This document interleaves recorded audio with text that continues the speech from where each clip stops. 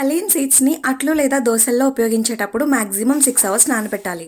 నేను half cup haleem సీడ్స్కి 1 cup మినపప్పు, 1 cup brown rice వేసి నానబెట్టాను. హలీమ్ సీడ్స్లో చాలా జిగురు ఉంటుంది చూసారా. మిక్సీ పట్టి వాటర్ యాడ్ చేసి అట్లకి సిద్ధం చేసాము. పల్లీల చట్నీ కూడా రెడీ చేసుకుంటే వెంటనే తినేయచ్చు కదా అని పల్లీలు, చింతపండు, పచ్చిమిర్చి, కరివేపాకు ఫ్రై చేసి చల్లారాక చట్నీ చేసి పక్కన పెట్టేశాము.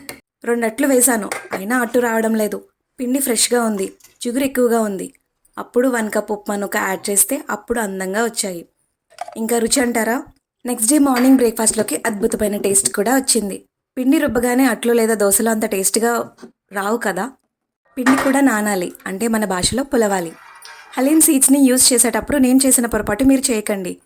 హాఫ్ కప్ హలీమ్ సీడ్స్కి 3 కప్స్ రైస్, 1 కప్ మినపప్పు వేసి నానబెట్టండి. దోశ సరిగ్గా రాకపోతే హాఫ్ కప్ ఉప్మా నూక కలుపుకుంటే సరిపోతుంది. ఇంకా టేస్ట్గా కూడా ఉంటుంది.